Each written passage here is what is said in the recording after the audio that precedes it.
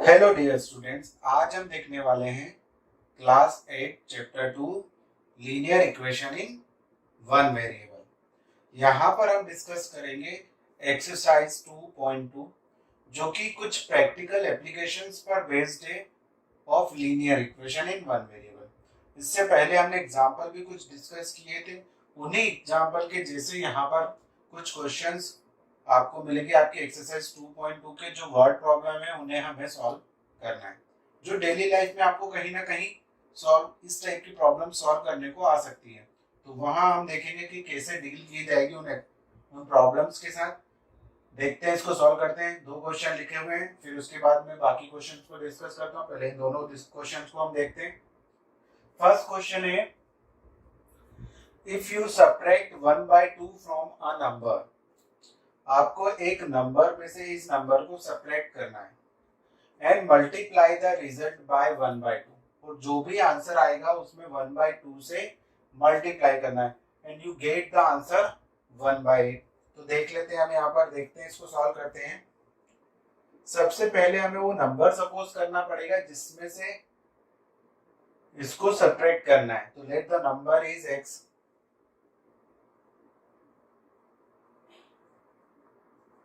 Okay, अब according to question you subtract the 1/2 from a number।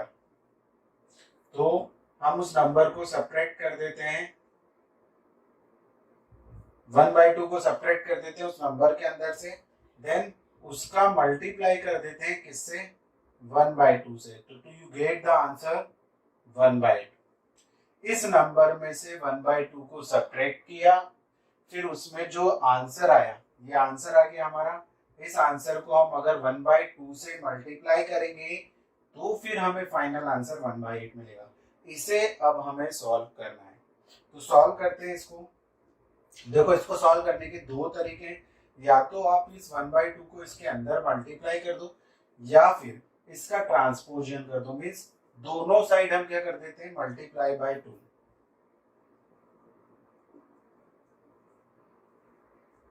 In both side. अब मैंने क्यों किया मैं बताता हूँ। बिकॉज इस 2 को मुझे हटाना है, ये डिवाइड में है तो मुझे मल्टीप्लाई करना पड़ेगा। इस साइड भी मैंने मल्टीप्लाई कर दिया, ठीक है ना। दोनों साइड मैंने 2 से मल्टीप्लाई कर दिया। तो इस 2 से इस 2 को कैंसिल हो गया, ये 2 4 जा 8 हो गया। अब यहां से बचा x minus 1/2 is equal to 1/4। Now transpose 1/2 को हम उस साइड में भेज देंगे, तो that is x is equal to 1/4 plus 1/2। ये नेगेटिव नंबर है, उस साइड जाएगा तो पॉजिटिव। अब देखो, दोनों के डिनोमिनेटर क्या है, सेम नहीं है। तो सेम करने के लिए हम क्या करेंगे, इनका एलसीएम लेंगे और यहाँ पर इसको 2/4 लिख देंगे। तो दोनों के डिनोमिनेटर अब सेम हो गए। 1/2 को हम 2/4 लिख सकते हैं, कर सकते हो, आपको ये आता ही है, ठीक है ना। अब इसको हम 1 plus 2 means 3/4।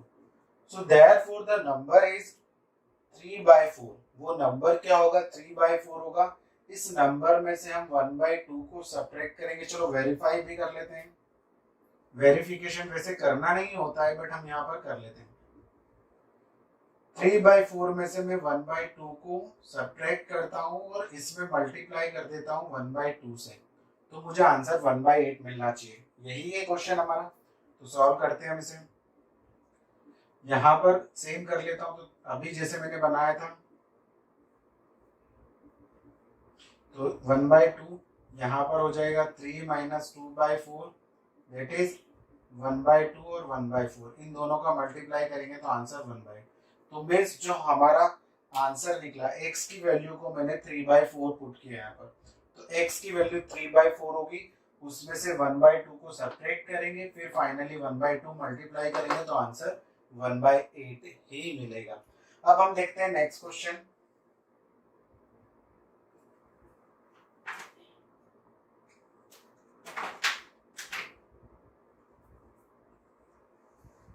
आपका नेक्स्ट क्वेश्चन है कि एक रेक्टेंगुलर स्विमिंग पूल है।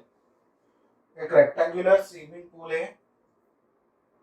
The perimeter of rectangular swimming pool is 154 meter ठीक है ना। रेक्टेंगुलर स्विमिंग पूल की आपको पेरीमीटर गिवन है, वो है length is 2 metre more than the twice its breadth, मतलब ब्रेथ को ट्वाइस करना है, फिर उससे लेंथ कितनी है 2 मीटर मोर।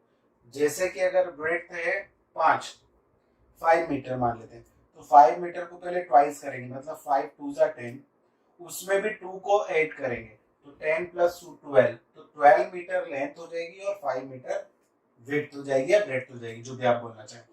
तो ये ऐसे करना पड़ेगा। तो हमें सपोज क्या करना पड़ेगा, ब्रेड्थ, तो हम सपोजिशन करते हैं यहाँ पर, let the breadth of rectangular swimming pool, swimming pool की रेक्टेंगुलर स्विमिंग पूल की ब्रेड्थ हमने मान ली कितनी है x मीटर, कितनी है x मीटर, मीटर में दिया है तो मैं मीटर में। Then the length of rectangular swimming pool, तो अकॉर्डिंग टू क्वेश्चन क्या है, इसको डबल करो, इसको डबल कर दिया मैंने, उसके बाद क्या करना है, इसमें 2 मोर देन, मतलब 2 और ऐड कर दो, तो ये जो आंसर मिला that is the length of rectangular swimming pool. और गिवन क्या है, perimeter of swimming pool, swimming pool के पेरीमीटर आपको दिए 154 मीटर। अब स्विमिंग पूल का पेरीमीटर दिया है, तो स्विमिंग पूल कैसा है, रेक्टेंगुलर शेप का, तो इसका फॉर्मूला क्या होगा, 2 length plus breadth is equal to 154, यही फॉर्मूला होगा ना हमारा। तो यहाँ पर हम देखते हैं कि 2 मल्टीप्लाई में, चलो वैल्यूज पुट कर देते हैं। लेंथ की वैल्यू कितनी है 2x प्लस 2 एंड ब्रेड्थ कितनी है x, तो यहाँ हम दोनों साइड 2 से डिवाइड कर देते हैं, या इस 2 को उधर लेके जाएंगे तो यहाँ पर हो जाएगा 154/2, इस 2 को मल्टीप्लाई में उधर जाएगा तो डिवाइड में, दैट इज 7 और यहाँ पर 77 हो जाएगा। ठीक है, अब हम हो गए 2x और x कितना हो जाएगा 3x प्लस 2 और ये हो जाएगा 77। अब ये 2 उधर जाएगा तो नेगेटिव हो जाएगा, 77 minus 2 that is 75, x is equal to 75/3 means 25। ये तो x की वैल्यू मिली, x किसको सपोज किया था, तो therefore breadth is equal to 25 metre.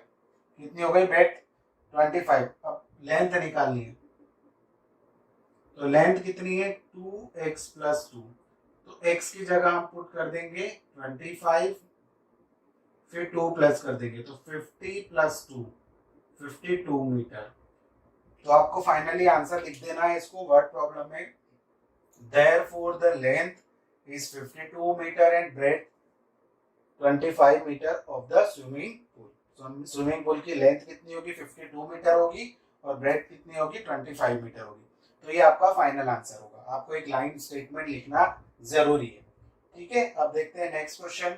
बच्चों अब नेक्स्ट क्वेश्चन है 3, the base of isosceles triangle is 4/3 centimeter and the perimeter of triangle is 4:2/15 centimeter. What is the length of either two remaining equal sides?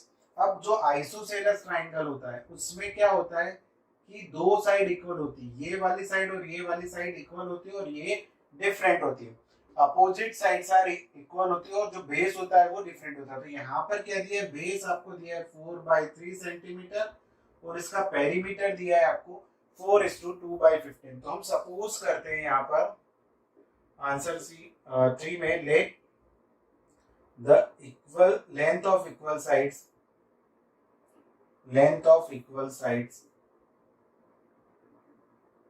are x centimetre. क्या मान लेते हैं हम कि जो इक्वल साइड्स है इसकी लेंथ क्या है x सेंटीमीटर है, एंड आपको क्या दिया है perimeter of triangle is equal to कितना दिया है 4:2/15 सेंटीमीटर। अब ये देखो मिक्स फ्रैक्शन में दिया है तो हम इसको पहले इम्प्रॉपर में चेंज करेंगे, 15 4 जा 60, 62 बाय 15 सेंटीमीटर। ठीक है, ये हो गया हमारा इम्प्रॉपर में चेंज। अब हमें पता है, we know perimeter is equal to होता है of triangle is equal to होता है सम ऑफ ऑल साइड्स। तो ये x हो गई, ये x और ये 4/3। तो यहाँ हम लिख सकते हैं x प्लस x 4/3 इन तीनों साइड का सम, और यहाँ पर पेरीमीटर है आपका 62/15। ठीक है, हमने तीनों साइड को क्या कर दिया, प्लस कर दिया और पेरीमीटर के इक्वल रख दिया। देन 62/15, ये 4/3 इधर आएगा तो माइनस का 4/3, और ये x और x कितना हो जाएगा, 2x हो जाएगा। अब देखो डिनोमिनेटर सेम नहीं है तो हम इनको सेम कर लेते हैं। यहां पर मैं 5 से मल्टीप्लाई कर देता हूं तो ये 20 हो जाएगा, तो मैं डायरेक्टली लिख देता हूं 62 minus 20/15 is equal to 2x। 62 minus 20 कितना होगा, that is 42/15 is equal to 2x। ये मिल गया। अब यहाँ पर मैं सॉल्व कर रहा हूँ, 2x को लेफ्ट साइड में लिख लिया, देन 42/15। ठीक है, अब ये 2 उस साइड जाएगा तो डिनोमिनेटर में चला जाएगा, 15 क्रॉस 2 डिवाइड में आ गया, इससे कट कर देंगे तो 21, तो x आ गया 21/15। अब ये इम्प्रॉपर फ्रैक्शन है, इसको मिक्स फ्रैक्शन में कन्वर्ट कर देते हैं तो x इज इक्वल टू हो जाएगा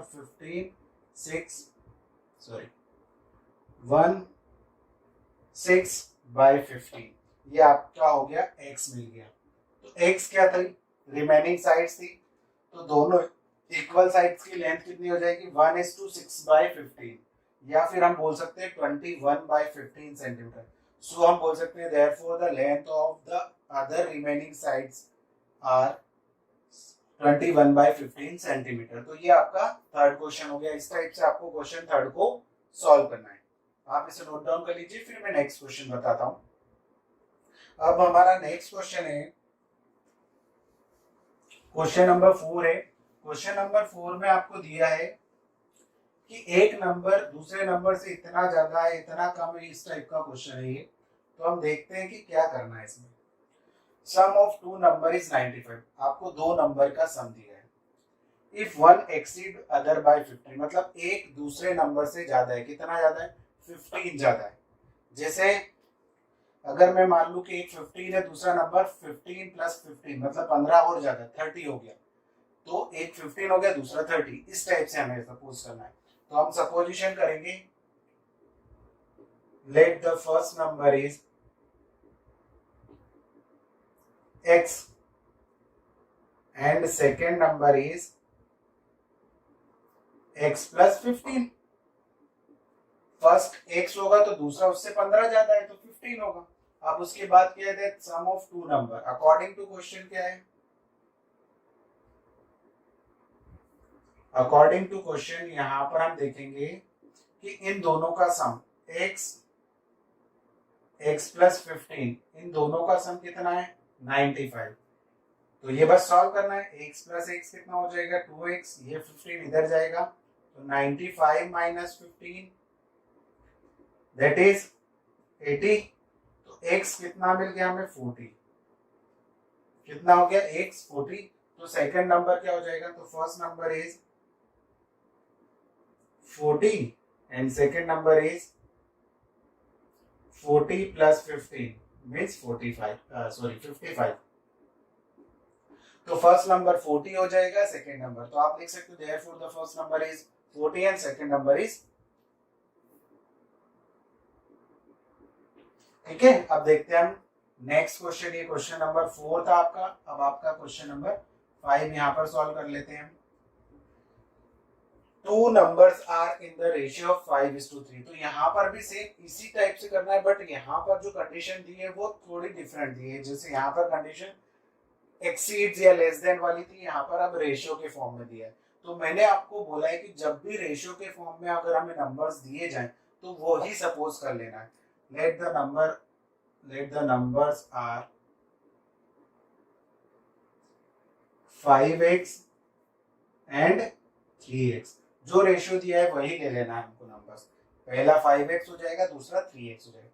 इफ दे डिफर बाय 18, मतलब उन दोनों को अगर हम डिफरेंट देखें, उन दोनों के बीच का डिफरेंस देखें, तो वो कितना है? 18 है। मतलब एक नंबर 1 है तो दूसरा नंबर 19 है, एक नंबर 2 है तो दूसरा 20। दोनों के बीच का डिफरेंस 18, मतलब बड़े वाले नंबर में से छोटे वाले नंबर को सेपरेट करेंगे तो 18 अपने को मिलेगा। यही तो है डिफरेंस। तो हम यहाँ पर देख लेते हैं according to situation, according to question. According to question क्या है? There is the difference between them is equals to 18। ये दिया है कि अगर उन दोनों के बीच का डिफरेंस देखेंगे तो वो 18 होगा। तो देख लेते हैं, इसको सॉल्व कर लेते हैं। तो 2x इज इक्वल्स टू 18 और x is equals to 18/2 means 9। ये तो x की वैल्यू मिली। किसकी वैल्यू मिली हमें? x की, नंबर नहीं मिला। तो फर्स्ट नंबर क्या है? फर्स्ट नंबर है 5x। तो 5 इंटू 9 मीन्स 45 हो जाएगा। सेकेंड नंबर है 3x। तो 3 इंटू 9 मीन्स 27। आप देखोगे, इनको वेरीफाई भी करोगे, 45 माइनस 27 तो आपको 18 ही मिलेगा। मीन्स फर्स्ट एक नंबर 45 होगा, दूसरा नंबर 27। तो लास्ट में आपको एक लाइन, एक स्टेटमेंट यहाँ पर ऐड करना होगा, therefore the number are 45 and 27। ठीक है बच्चों। अब नेक्स्ट क्वेश्चन है question number 6। 3 consecutive integers 8 up to 51। इसका मतलब है कि आपको तीन ऐसे नंबर्स, तीन ऐसे इंटीजर्स लेने हैं जो लगातार आते हैं। लगातार मीन्स जैसे 1 2 3 या 2 3 4, जो लगातार ऐसे नंबर्स जो कंटिन्यूअसली आते हैं, ऐसे नंबर्स को हमें यहाँ पर, या ऐसे इंटीजर्स को चूज करना है। जैसे 10 11 12 12 13 14। तो हमें यहाँ पर बोलना है कि 3 कंसेक्यूटिव इंटीजर्स। तो मैंने आपको लास्ट टाइम भी बताया था कि जब भी 3 कंसेक्यूटिव इंटीजर्स बोला जाए तो हमको सपोज क्या करना है? x, x plus 1 and x plus 2। 3 consecutive multiples बोले जाए। अब जैसे 5 का मल्टीपल बोला तो पहला हो जाएगा x, दूसरा हो जाएगा x प्लस 5, तीसरा हो जाएगा x प्लस 10। फर्स्ट हो जाएगा x प्लस फर्स्ट होगा x प्लस 5। जब हम सेकेंड क्वेश्चन करेंगे तो वो अच्छे से समझेंगे। पहले हम समझ लेते हैं कंसेक्यूटिव इंटीजर्स। तो कंसेक्यूटिव इंटीजर्स और कंसेक्यूटिव मल्टीपल्स दो डिफरेंट चीजें, ध्यान रखना। इंटीजर्स को हमें 1 से प्लस करना है और मल्टीपल को उतने से प्लस करना है जो दिया है। तो देखते हैं, हम पहले क्वेश्चन नंबर 6 को सॉल्व करते हैं। तो यहाँ पर आंसर आएगा 6 का, let the 3 consecutive multiples, let the 3 consecutive integers are, क्या होंगे? फर्स्ट x होगा, दूसरा x प्लस 1 और तीसरा x प्लस 2। अब अगर x की वैल्यू 1 है तो ये हो जाएगा 1, 1 प्लस 1 मतलब 2, 1 प्लस 2 मतलब 3। तो 1 2 3 हो गए। तो इस टाइप से आप x की जो भी वैल्यू पुट करोगे उसमें पहला नंबर ये, फिर उसमें एक ज्यादा, फिर दो ज्यादा, तो आपको 3 नंबर्स मिल जाएंगे। अब क्या दिया है? अकॉर्डिंग टू क्वेश्चन अगर उन तीनों नंबर को हम ऐड करते हैं, ऐड अप टू, तो हमें 51 आंसर मिलता है। तो यहां देख लेते हैं, अकॉर्डिंग टू क्वेश्चन उन तीनों को अगर मैं ऐड करता हूं, उन तीनों इंटीजर को, तो मुझे 51 आंसर मिलता है। तो देखेंगे x x x कितने होगा? x 3x, 1 plus 2 3, 51। 3x is equal to 51 minus 3। अभी हमने देखा, इसको उधर लेकर जाएंगे। Then 3x is equal to 48। कितना हो जाएगा? 48। 48 को हम 3 से डिवाइड करेंगे तो 16। कितना आ जाएगा? 16। तो x मिल जाएगा हमें 16। तो फर्स्ट नंबर होगा 16, फर्स्ट नंबर या फर्स्ट इंटीजर बोल सकते हैं 16। दूसरा हो जाएगा second integer 16 plus 1 17 and third integer 17 या 16 प्लस 2 18। एक प्लस किया, दो प्लस किया, तो 16 17 18। आप वेरीफाई भी कर सकते हो, ये तीनों नंबर को अगर हम ऐड करेंगे तो 51 ही आंसर मिलेगा। तो therefore the three consecutive multiples integers are 16, 17 and 18। आप इसको नोट डाउन कर लीजिए, फिर हम मल्टीपल वाला क्वेश्चन सॉल्व करते हैं। तो नेक्स्ट मल्टीपल वाले क्वेश्चन में हमें क्या देखना है कि किसका मल्टीपल है, 8 का। तो हम यहाँ पर देखेंगे कि 8 प्लस करेंगे, हर बार एक 8 नंबर प्लस करेंगे। तो देखते हैं, जैसे मैं बताता हूं, let 3 consecutive multiple of 8 are first 8 से। तो अब यहाँ पर 1 नहीं करना, हमें मल्टीपल्स ढूंढने हैं। मल्टीपल्स मतलब 8 के टेबल में आने वाले। तो जैसे ये 8 है तो दूसरा 16 है और तीसरा क्या होगा 24। तो दूसरे को पहुंचने के लिए मुझे इसमें कितना प्लस करना पड़ेगा, 8। फर्स्ट 8 है तो दूसरा 16 होगा। जैसे मैं मान लेता हूँ ये अगर 8 है, ये 16 है और तीसरा मल्टीपल कितना होगा 24। तो फर्स्ट वाले नंबर में मैंने कितना प्लस किया, यहाँ से यहाँ तक जाने के लिए +8 किया, फिर यहाँ से यहाँ तक जाने में मैं कितना प्लस करूंगा 16।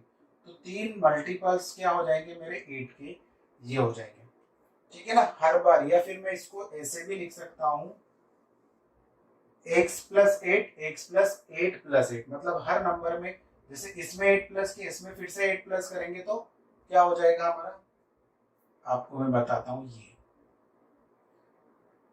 इस वाले नंबर में 8 प्लस किया तो दूसरा मल्टीपल मिलेगा, इस वाले नंबर में ये वाला नंबर लिखा, इसमें फिर से 8 प्लस कर दिया तो कितना मिलेगा, तीसरा नंबर। तो जब भी मल्टीपल ढूंढने, जैसे 5 का मल्टीपल, तो फर्स्ट x होगा, दूसरा x + 5, तीसरा x + 10। 7 का मल्टीपल होगा तो x + 7 x + 14। इस टाइप से हमें ढूंढना, पहले में 7 प्लस करेंगे, फिर 14, फिर 21। तो इस टाइप से आपको कंसेक्यूटिव मल्टीपल्स मिलते जाएंगे, ठीक है ना। जिसका भी मल्टीपल ढूंढना है उसको प्लस करना है। तो अगर हम एक जनरल फॉर्मूला बना लें, 3 consecutive मल्टीपल ऑफ n, अगर n के मल्टीपल ढूंढने, अब n कोई भी इंटीजर हो सकता है, तो वो हो जाएगा x + n x + 2n, ये हो जाएगा। n की जगह आप कोई भी नंबर दो। अगर आपको 1 का ढूंढना है तो देखो 1 रखते जाओ, 1 1 + 2। 2 का ढूंढना है x + 2 x + 4। इस टाइप से आप कोई भी मल्टीपल्स ढूंढ सकते हो। ये आपका फॉर्मूला, जनरल फॉर्मूला हो गया, ठीक है। तो यहाँ मैं लिख सकता हूँ 8, फर्स्ट n की जगह 8 रखा, दूसरे में क्या रखूंगा 8 रखूंगा यहाँ पे, तो 8 2 = 16। ये आ गया आपके 3 मल्टीपल्स, ठीक है। अब हमको दिया है कि इन तीनों का जो सम है, the consecutive multiple is 888, sum of. तो इन तीनों को मैं अगर प्लस करता हूं तो मुझे आंसर क्या मिलता है, 888, 888। तो x x x 3x, 8 + 16 24, 888, 888 - 24, तो ये आ जाएगा 46864। डिवाइड करेंगे 864 डिवाइडेड बाय 3, 3 2 = 6, 3 8 = 24 और 3 8 = 24। तो फर्स्ट मल्टीपल आ गया आपका 288। Therefore the first multiple of 8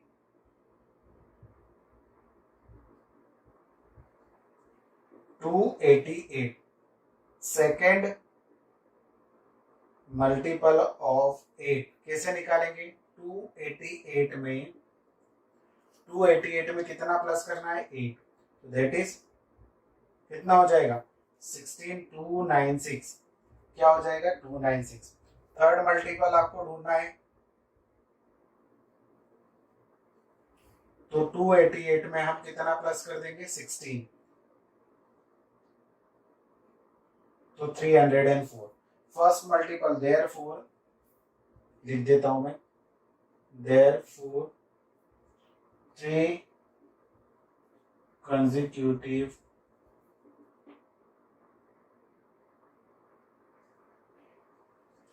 multiple of 8 are 288, 296 and 304। ये 3 कंसेक्यूटिव मल्टीपल्स होंगे 8 के जिनको हम ऐड करेंगे। ये सारे मल्टीपल ऑफ 8 है, आप डिवाइड करके देख सकते हैं, ये 8 से डिवाइड हो रहा है। तो इन सारे नंबर्स को अगर हम प्लस करेंगे तो हमें 888 आंसर मिलेगा। ठीक है, आप देखते हैं ये आपका एक जनरल फॉर्मूला है, x प्लस n और x प्लस 2n। n की वैल्यू आप कुछ भी रखो, आपको तीनों कंसेक्यूटिव मल्टीपल्स मिल जाएंगे। जैसे 4 का मल्टीपल तो x plus 4 and x plus 8, तो 3 ही हो जाएंगे। अब हम देखते हैं नेक्स्ट।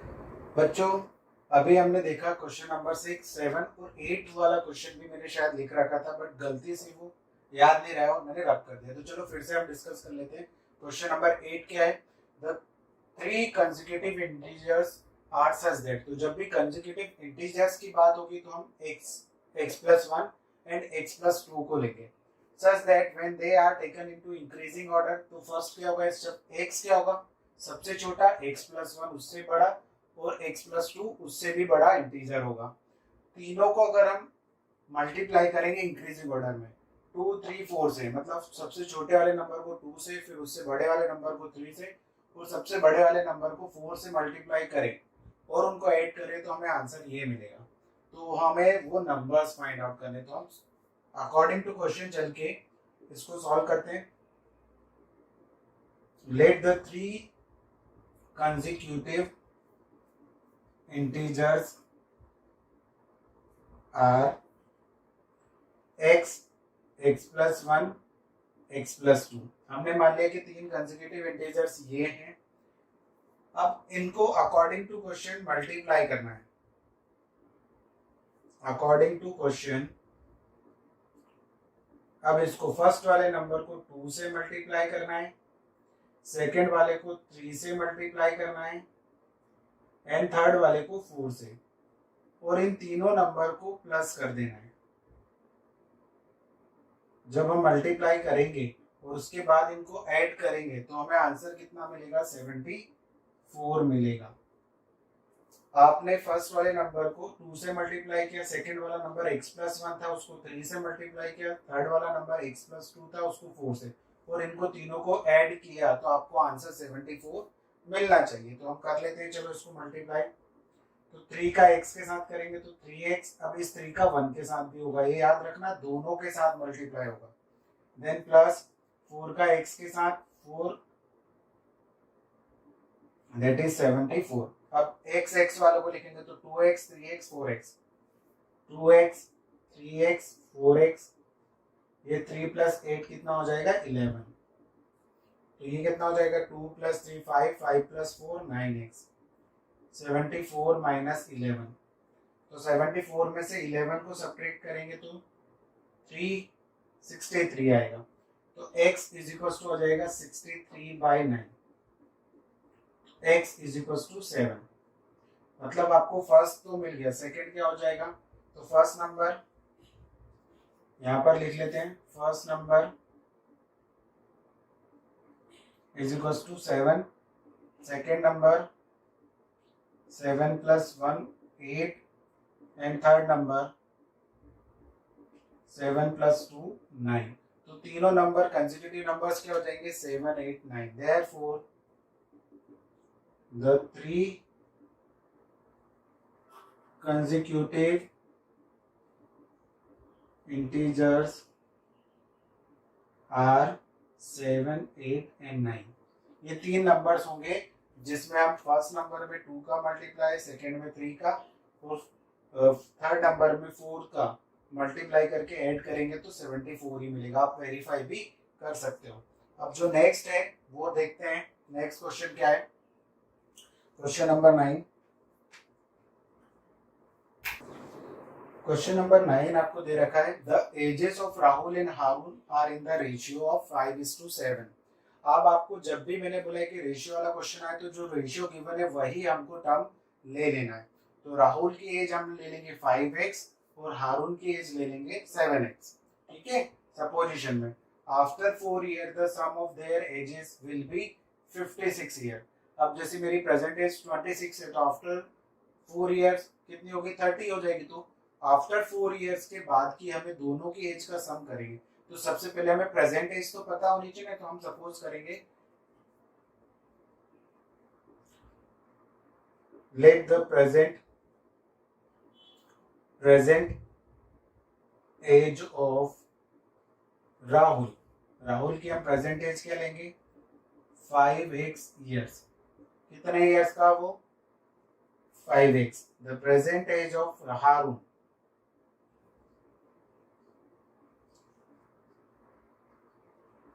7x years, ठीक है। प्रेजेंट एज ऑफ राहुल कितनी हो जाएगी 5x year and 7x year. अब उनको देखते हैं आफ्टर 4 इयर्स उनकी एज क्या होगी। तो आफ्टर 4 इयर्स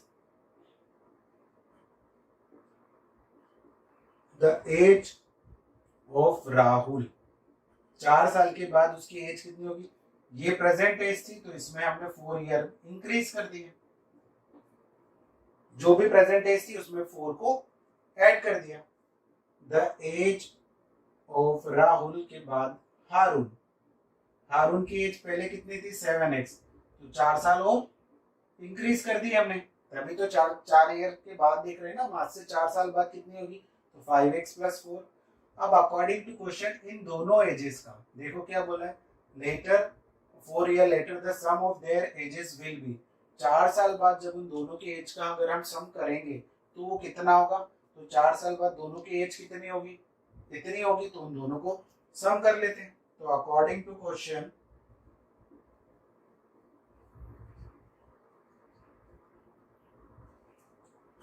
5x + 4 + 7x + 4 कितना दे रखा है सम 56, तो 5x + 7x 12x, 4 + 4 8। इस इक्वेशन को सॉल्व कर लेते हैं। ये एक लीनियर, जितने भी इक्वेशंस बने लीनियर इक्वेशन, याद रखना हमने जितने भी क्वेश्चन सॉल्व किए उनमें linear equation in one variable ही बनी थी। आपने ध्यान दिया होगा तो फाइनल इक्वेशन हमारी x के फॉर्म में बनी थी। तो 12x, ये 8 उधर जाएगा तो सब्ट्रैक्ट हो जाएगा, तो हो जाएगा कितना हो जाएगा 48। अब ये 12 उधर जाएगा तो डिवाइड में हो जाएगा। तो x की वैल्यू हमें क्या मिली, यहां से x = मिला हमें 4, क्या मिला 4, ठीक है। तो अब x की प्रेजेंट एज ऑफ राहुल, तो यहां पर हम लिखेंगे therefore present age of Rahul कितनी थी 5x, तो यहां रखेंगे 5 × 4 मीन्स 20 ईयर्स, कितनी हो जाएगी 20 ईयर्स। अब प्रेजेंट एज ऑफ हारून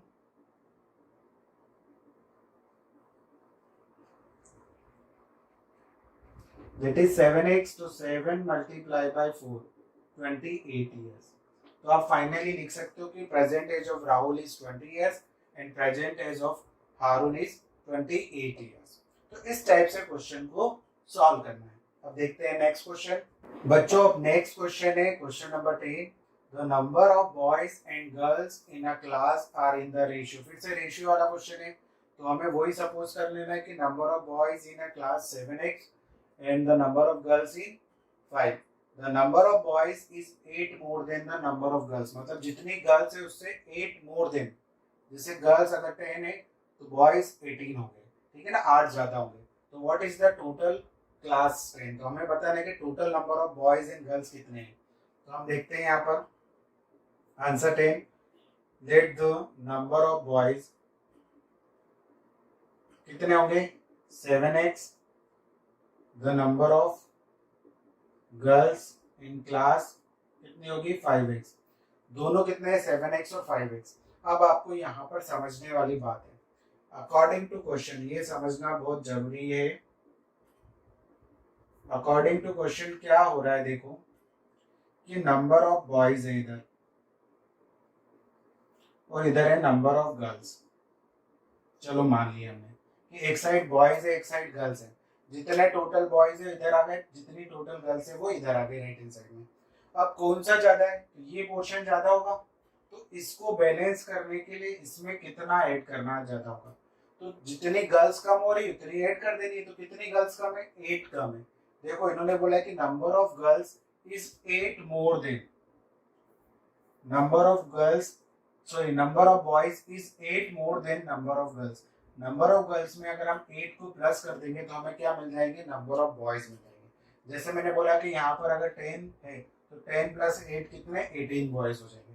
तो नंबर ऑफ बॉयज कितने हैं 7x, नंबर ऑफ गर्ल्स कितनी है 5x प्लस 8। बस यही हमारी इक्वेशन थी, यही बेसिक कॉन्सेप्ट था इस क्वेश्चन के पीछे। ये 5x इधर आएगा तो शिफ्ट होगा तो ट्रांसपोज होगा तो माइनस का हो जाएगा, that is 2x is equals to 8, तो x is equals to 8/2 means 4। तो x की वैल्यू हमें यहाँ पर मिल गई 4। ठीक है, तो हमें x मिला है, बॉयज और गर्ल्स के नंबर्स नहीं मिले। तो number of boys in class कितना होगा, कितना है 7x, तो 7 मल्टीप्लाई बाय कितना हो जाएगा 4, 28। Number of girls in class कितना होगा, कितनी थी 5x, तो 5x मतलब 5 इंटू 4 20। देखो 20 से 28 है, 8 मोर देन है, तो total strength of the class कितनी होगी, क्लास की टोटल स्ट्रेंथ कितनी होगी, number of boys plus number of girls, यही होगी आपकी। तो 28 प्लस 20, तो टोटल स्टूडेंट कितने हो गए, बॉयज एंड गर्ल्स को मिला के 48 स्टूडेंट हो गया, 48 स्ट्रेंथ होगी आपकी क्लास की। तो ये आपके total strength of the class मिल गई। ठीक है, अब देखते हैं हम नेक्स्ट क्वेश्चन, जो मेरे लिए बहुत अच्छा क्वेश्चन है, मुझे बहुत अच्छा लगता है ये वाला क्वेश्चन, तो हम इसे सॉल्व करते हैं। ये एज वाला क्वेश्चन है और मेरा मनपसंद है। जैसे आपका कोई पसंदीदा क्वेश्चन होता होगा, वो आ जाता होगा तो आपको अच्छा लगता है, वैसे इस टाइप से ये क्वेश्चन मेरा है, मतलब इसको मैं बहुत अच्छा से मुझे सॉल्व करना इस टाइप की थोड़ी सी जो वर्ड में घुमा के रखने वाली प्रॉब्लम को अच्छा समझता हूँ। तो Baichung's father is 26 year younger than Baichung's grandfather. अब सबसे पहले हमें यहाँ पे जो मेन काम है इस क्वेश्चन में वो है स्टेटमेंट को समझना। अगर आप स्टेटमेंट को समझ गए तो आपका क्वेश्चन अपने आप सॉल्व हो जाएगा। देखो द बाईचुंग्स फादर किसको दिया है यहाँ पर, Baichung's father is 26 year younger than Baichung's grandfather and the 29 years older than Baichung's. अब देखो सिंपल सी बात है, बाईचुंग के फादर को लेकर हम कर सकते हैं या बाईचुंग को लेकर ये एज में कर सकते हैं, दोनों को लेकर कर सकते हैं। तो सपोज हम करते हैं कि बाईचुंग को एक, जैसे मैं यहाँ पर लिख देता हूँ, ये बाईचुंग्स फादर, ये बाईचुंग्स ग्रैंडफादर। इसी तरह से मैं समझाता हूँ। बी मतलब बाईचुंग, बीएफ मतलब बॉयफ्रेंड नहीं, बाईचुंग्स फादर, बीजीएफ में बाईचुंग ग्रैंडफादर।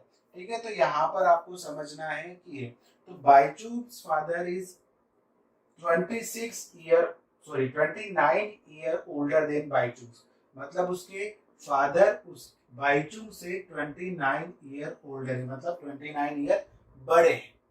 ओल्डर मीन्स बड़े हो। ठीक है, फिर साथ में बोला है कि बाईचुंग्स फादर इज 26 ईयर यंगर, मतलब यहाँ पर इनके रिस्पेक्ट में दिया है। पहले रिलेशन इधर से दिया था, फिर रिलेशन इधर से बताया कि उसके जो फादर है उसके ग्रैंडफादर से कितने यंगर है, मतलब छोटे हैं, तो 26 ईयर। बहुत अच्छा स्टेटमेंट है, समझने लायक है कि बाईचुंग्स के फादर जो है वो बाईचुंग से 29 ईयर बड़े हैं और बाईचुंग के ग्रैंडफादर से 26 ईयर छोटे हैं। बस यही स्टेटमेंट है और आपको कुछ भी नहीं लिखना है। और जब इन तीनों की एज को अगर हम प्लस करेंगे तो 135 आंसर आएगा। तीनों की एज को, अगर हमें तीनों की एज पता चल गई तो एक रिलेशन ये दिया है, दूसरा रिलेशन क्या दिया है कि तीनों की एज को अगर हम सम करेंगे तो हम यहाँ पर निकाल सकते हैं कि बाईचुंग के फादर की एज क्या होगी, बाईचुंग की क्या होगी और बाईचुंग के ग्रैंडफादर की एज क्या होगी। तो हमें तीनों की एज निकालनी है। तो आप किसी को भी सपोज कर सकते हो, देखो यहाँ पर बीच वाले पर्सन को कर लो या फिर फर्स्ट वाले को, किसी को भी कर लो। तो हम क्या करते हैं, सपोज करते हैं बाईचुंग की एज, फिर उससे बढ़ाते जाएंगे। देखो बाईचुंग से बाईचुंग के फादर की एज 29 ईयर बढ़ी है, बाईचुंग के फादर से बाईचुंग के ग्रैंडफादर के कितने टोटल 26। तो यहाँ से या तो इसको सपोज कर लो या फिर इसको, तो हम सपोज कर लेते हैं बाईचुंग के फादर की एज। तो आंसर है 11 का। Let the age of Bhaichung father, हमने मान ली कि उसके फादर की एज, बाईचुंग के फादर की एज कितनी है, x ईयर्स। अब देखो बाईचुंग के फादर से बाईचुंग कितना छोटा है, 29 ईयर छोटा है। तो एज ऑफ बाईचुंग,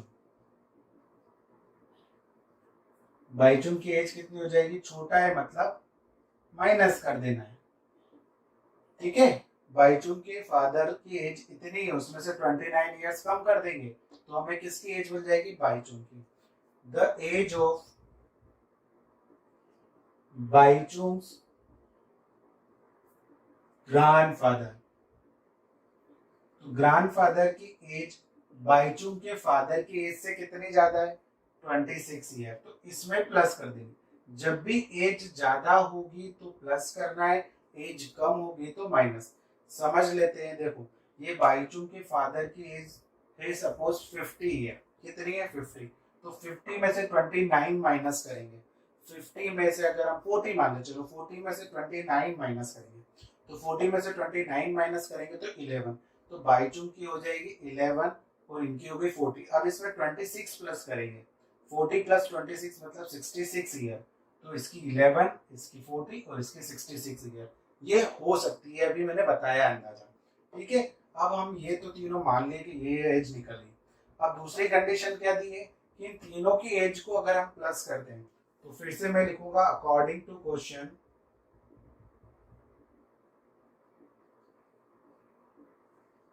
क्या करूंगा, अकॉर्डिंग टू क्वेश्चन इन तीनों की एज को प्लस कर दूंगा। पहले सबसे पहले लिखूंगा बाईचुंग की एज, फिर उसके फादर की एज, फिर उसके ग्रैंडफादर की एज, इन तीनों को प्लस किया मैंने। Baichung age, Baichung father age, Baichung grandfather age, इन तीनों का सम कितना है 135। तो देखो x x x 3x हो गया 26 और ये हो गया 29 माइनस का, दैट इज 135। 26 छोटा है 29 बड़ा है, तो हमें सब्ट्रैक्ट तो करना है, बट साइन कौन सा आएगा, माइनस का। तो 29 में से 26 जाएगा तो -3। अब ये माइनस का 3 उधर जाएगा तो प्लस का हो जाएगा, दैट इज 135 प्लस 8 138। कितना हो गया 138। x निकालेंगे यहां से,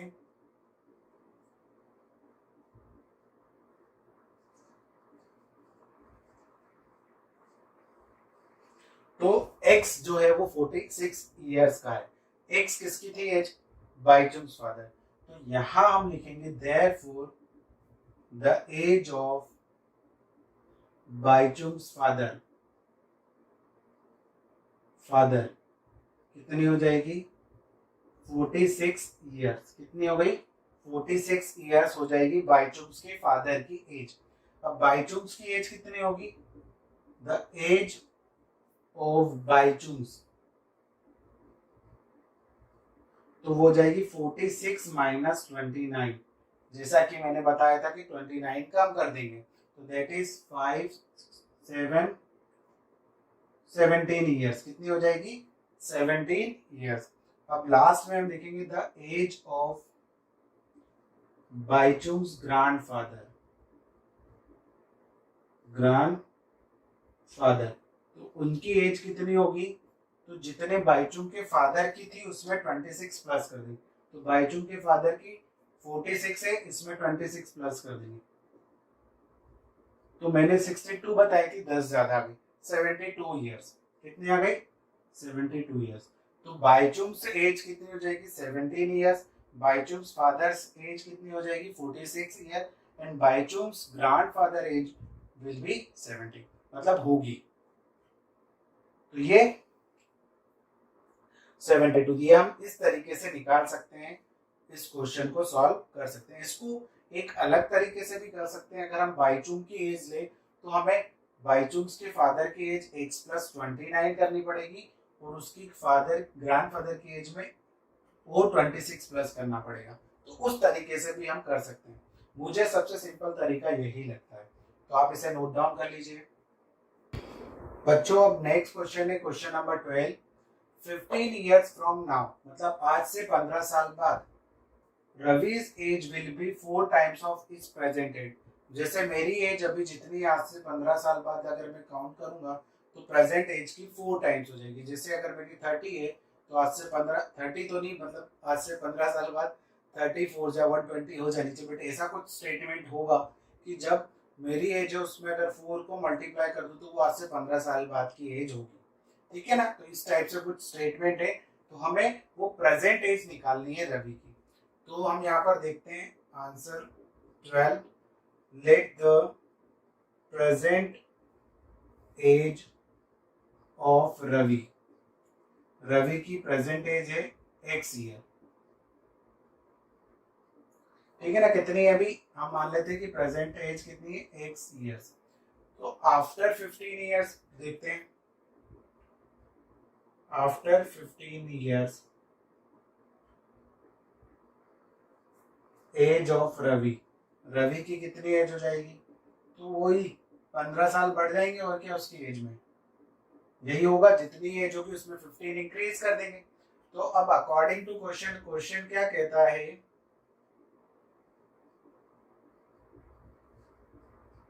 कि प्रेजेंट एज ऑफ रवि को अगर मैं 4 से मल्टीप्लाई कर दूं तो मुझे किसकी एज मिल जाएगी, after 15 years age of Ravi after 15 years, 15 साल बाद की एज मुझे मिल जाएगी अगर मैं प्रेजेंट एज में 4 से मल्टीप्लाई करूं। तो प्रेजेंट एज कितनी है x, उसमें मैंने 4 से मल्टीप्लाई कर दिया भाई, तो 15 साल बाद की एज कितनी है, इतनी हो गई। बस यही करना था हमें, 4x, ये x इधर आएगा तो माइनस का हो जाएगा, तो that is 3x is equal to 15। तो x इज इक्वल टू 15/3, 5, तो x is equal to 5 years. ठीक है ना, तो प्रेजेंट एज ऑफ रवि कितनी होगी, 5 ईयर्स। अब आज से 15 साल बाद कितनी हो जाएगी, 20। प्रेजेंट में कितनी है, 5 साल, आफ्टर 15 कितनी हो जाएगी, 5, 15, 20 हो जाएगी। तो देख लो इसकी प्रेजेंट एज के कितने टाइम्स हो गई, 4 टाइम्स हो गई, 5 4 जा 20, तो हमने वेरीफाई भी कर लिया। इस टाइप से आपको क्वेश्चंस पूछे जाते हैं।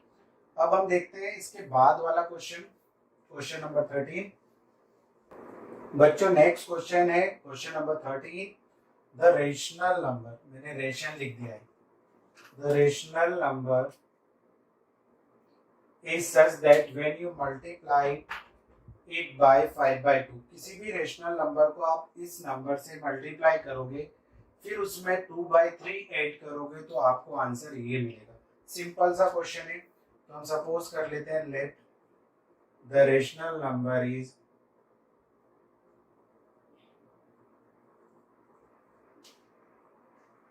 x। अब इसमें अकॉर्डिंग टू क्वेश्चन लिख लेते हैं, अकॉर्डिंग टू क्वेश्चन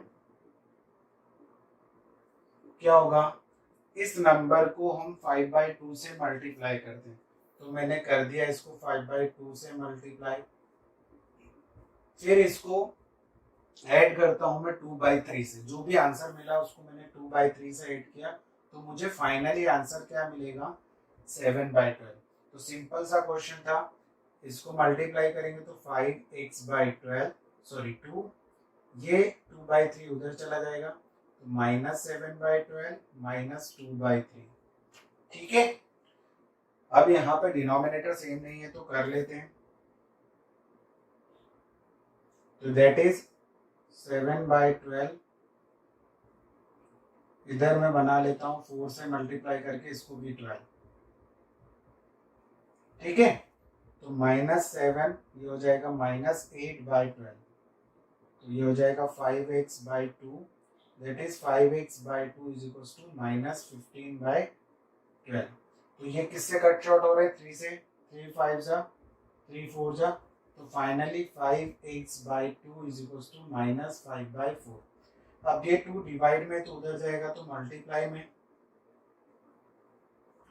फिर से कट शॉर्ट हो जाएगा, 2 1 जा 2, तो आंसर हो जाएगा 5x इज इक्वल टू -5/2। ठीक है, इस टाइप से हमें आंसर मिला, हमने कट शॉर्ट कर लिया।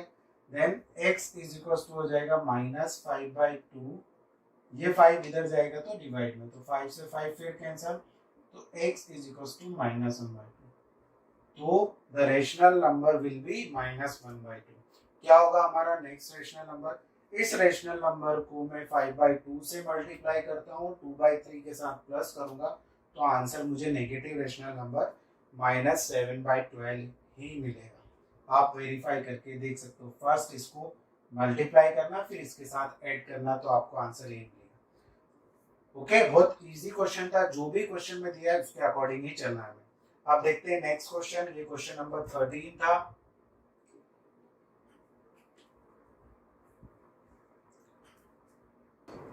बच्चों अब नेक्स्ट क्वेश्चन है 14 नंबर।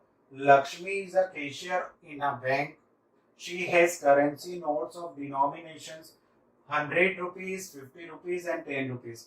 उसके पास 3 टाइप के नोट्स है। 3 टाइप के नोट्स में से फर्स्ट है 100 रुपीज नोट्स, 50 रुपीज। मतलब अगर आप कैशियर के पास जाते हो तो उनको उसके पास 3 ही टाइप के नोट्स मिलेंगे आपको, 100, 50 और 10। लक्ष्मी की बात कर रहे हैं जिस बैंक में वो है। The ratio of number of this notes, मतलब 100 के रेशियो में 100 और इनका अगर हम रेशियो निकाले तीनों का, तो रेशियो क्या होगा? 2:3:5। ठीक है ना। The total number of cash, Lakshmi के पास कितना कैश है? 4 लाख रुपीज। तो आपको निकालने की हर टाइप के कितने नोट्स होंगे उसमें, ताकि हमारा जो अमाउंट बने वो 4 लाख बने। तो सिंपल सा क्वेश्चन, हम इस टाइप के क्वेश्चन को एग्जांपल में सॉल्व कर चुके हैं। यहाँ पर एक बात ये याद रखनी है, अगर रेशियो में दिया है तो हमें रेशियो में कैसे लेना है मैं बताता हूँ। देखते हैं हम आंसर 14 में, late the number of notes of ₹100। 100 rupees के कितने नोट्स हो जाएंगे? 2x। कितने नोट्स होंगे? ये नंबर है, जैसे 10 20 इतने नोट होंगे। The number of notes of ₹50। 50 rupees के 3x नोट्स हो जाएंगे। ये नंबर से, अभी अमाउंट नहीं मिला है। The number of notes of ₹10। 10 rupees के कितने नोट्स हो गए? 5x। मतलब सबसे ज्यादा नोट्स 10 रुपीज के, 100 के काम है, फिर उससे ज्यादा 50। अब निकालते amount from the notes. Amount from the notes, note से क्या क्या अमाउंट बनेगा हम देखते हैं। तो amount from the 100 rupees, 100 notes, 100 rupees के नोट से कितना अमाउंट बनेगा वो देखते हैं। तो एक नोट का अमाउंट कितना है? 100। तो इतने नोट का निकालना है, तो हमें इससे मल्टीप्लाई करना पड़ेगा। That is ₹200x। इतना अमाउंट बनेगा 100 रुपीज के नोट से। फिर सेम निकालेंगे amount from the ₹50 notes. 50 rupees के नोट से कितना अमाउंट बनेगा? तो एक का अमाउंट है 50 रुपए, एक नोट का, तो इतने नोट है, तो इससे मल्टीप्लाई कर देंगे, तो 150x कितना आएगा? ₹150x। फिर अमाउंट फ्रॉम दी ₹10 नोट्स, 10 रुपए वाले नोट्स हैं, उनसे कितना अमाउंट बनेगा? तो एक नोट का प्राइस कितना है? प्राइस है मतलब उसका जो डिनोमिनेशन है वो कितना दिया है उस पर्टिकुलर नोट के लिए, तो 10 रुपीज। तो कितने नोट है इसे? 5 है, तो 50x जो अमाउंट बनेगा। तो टोटल अमाउंट लक्ष्मी हैज कितने हैं?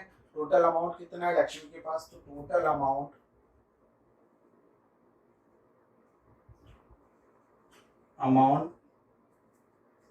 कैशियर हैज कितना है? 4 लाख। तो 4 लाख आया कैसे? इन सारे नोट्स के अमाउंट को प्लस करने पर। तो 200x इस अमाउंट को इससे 150x प्लस 50x, तो दैट इज 4 लाख। इन तीनों नोट से जितना अमाउंट बना वो कितना है 4 लाख। तो 200 प्लस 150 तो दैट इज 400x। कितना हो गया 400x। अब इसको डिवाइड कर देंगे 4 लाख को 400 से, तो 2 जीरो यहां से कर दे 4, तो दैट इज 1000। x की वैल्यू कितनी आई, x की वैल्यू हमें मिली 1000। ठीक है, x कितना मिला 1000।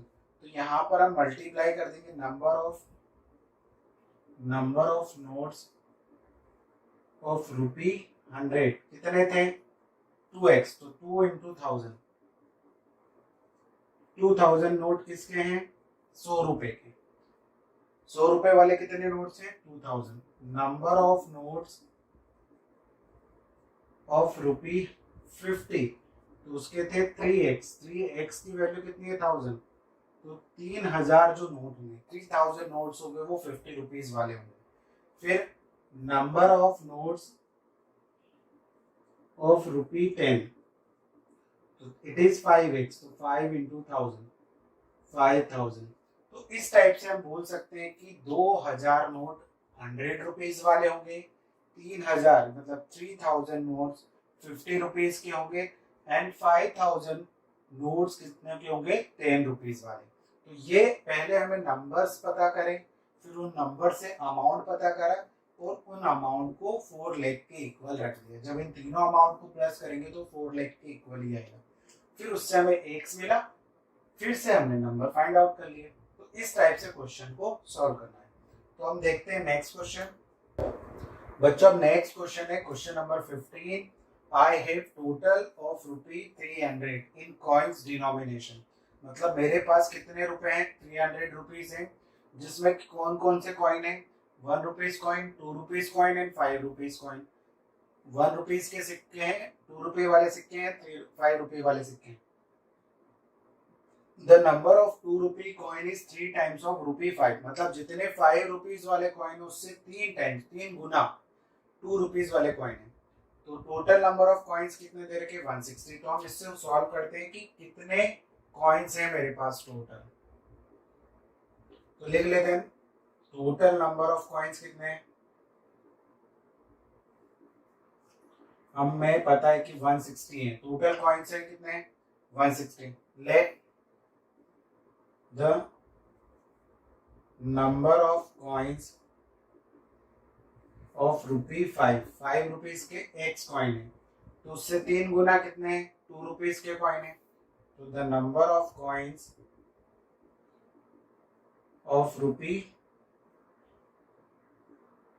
2 रुपीज वाले कितने कॉइन है उसके 3 गुने, जितने 5 के हैं उसके 3 टाइम्स अगर हम कर देंगे तो 2 रुपीज। तो नंबर ऑफ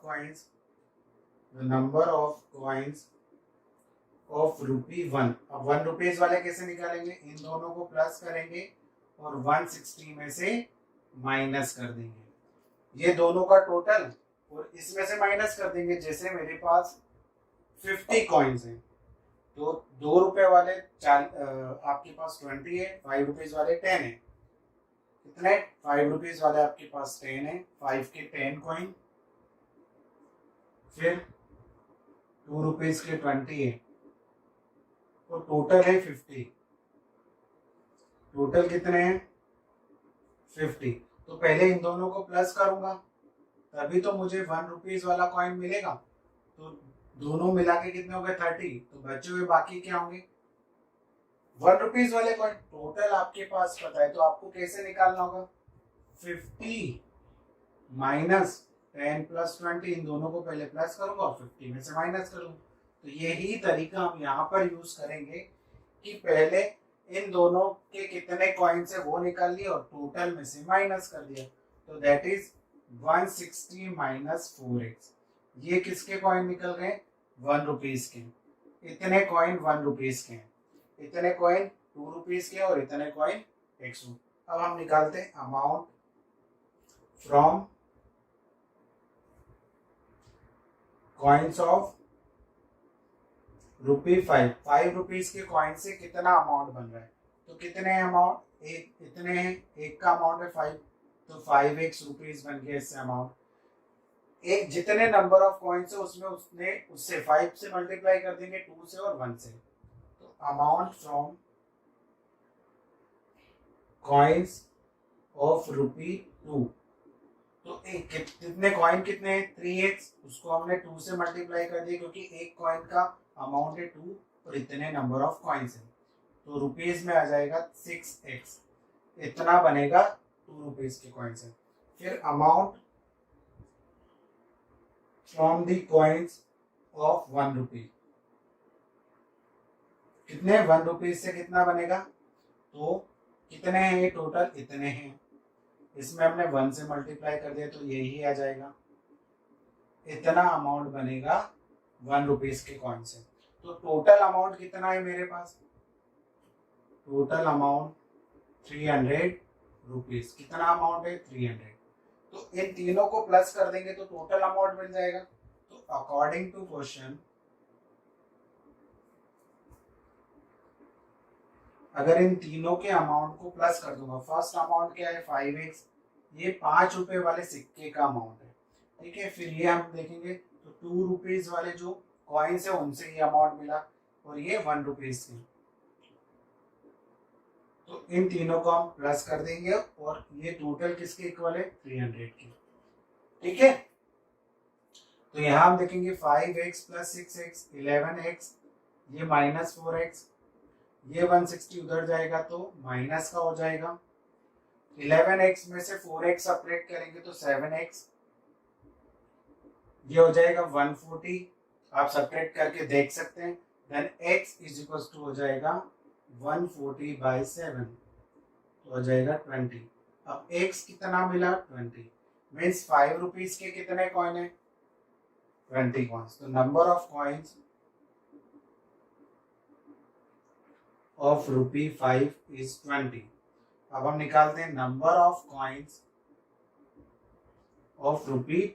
2 रुपीज के कितने, 3x, तो 3 into 20 मतलब 60 कॉइन किसके हैं, 60 कॉइन 2 रुपीज के। अब नंबर ऑफ कॉइन्स ऑफ ₹1, तो 160 माइनस 4x, 160 माइनस 4 into 20, तो 80 कॉइन्स। 80 कॉइन्स किसके होंगे, नंबर ऑफ कॉइन्स ऑफ ₹1। तो 1 रुपीज के 80 कॉइन्स होंगे। देख सकते हैं टोटल कॉइन्स कितने हैं, 20 प्लस 60 80 प्लस 80 160 कॉइन हो गए। तो हम इस टाइप से कॉइन्स को निकाल सकते हैं, पहले नंबर ऑफ कॉइन्स, फिर उससे अमाउंट, फिर टोटल अमाउंट के इक्वल रख देने का।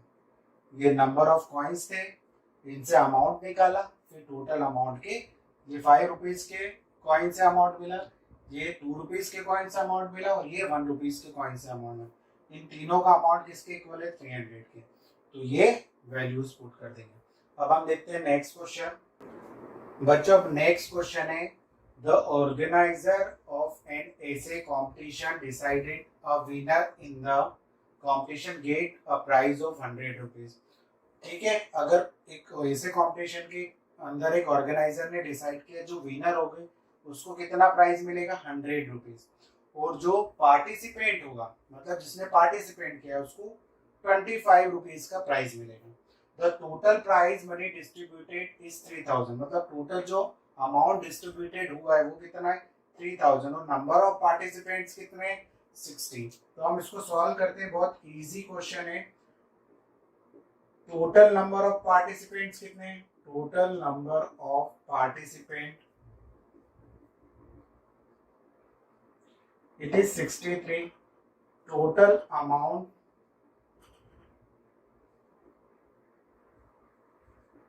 was distributed, कितना अमाउंट डिस्ट्रीब्यूटेड हुआ था, 3000 रुपीज, 3000, या इज लिख लो, तो इतना अमाउंट डिस्ट्रीब्यूटेड हुआ।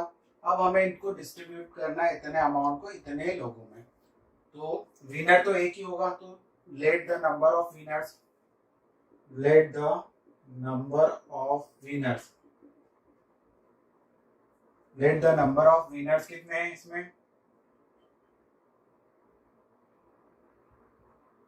ठीक है ना। तो let the number of winners हम देखते हैं x है, तो नंबर ऑफ पार्टिसिपेंट्स कितने हो जाएंगे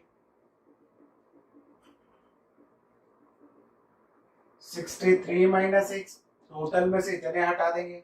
अब विनर को कितनी प्राइस मिल रही है, ये विनर है, इसको प्राइस कितनी मिल रही है 100 रुपीज, और जो पार्टिसिपेंट्स हैं उनको अमाउंट कितना मिल रहा है 25 रुपीज, और टोटल अमाउंट कितना डिस्ट्रीब्यूट हुआ है इतना।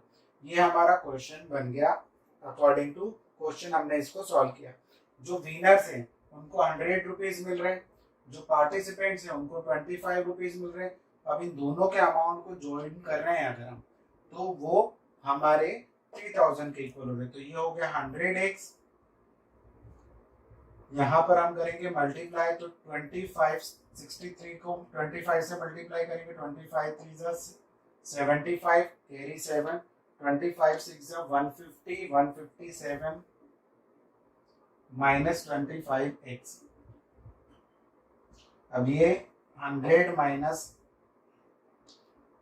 25x ये उधर जाएगा तो माइनस का हो जाएगा 3000 माइनस 1575, 100 में से 25 75x, 3000 माइनस 1575,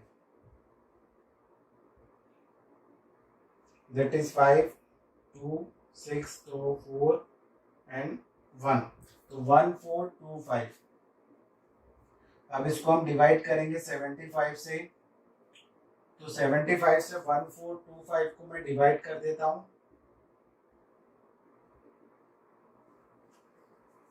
1 जा,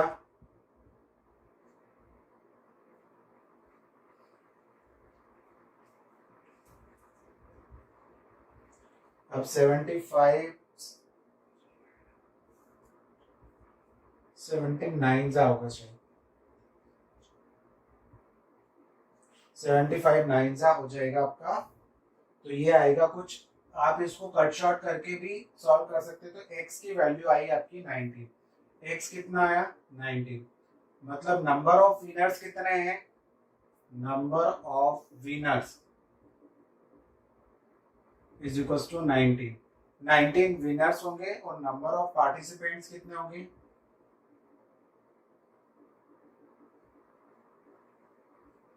नंबर ऑफ पार्टिसिपेंट्स कितने होंगे 63 माइनस 19, तो कितना हो जाएगा 44 नंबर ऑफ पार्टिसिपेंट्स हो जाएंगे।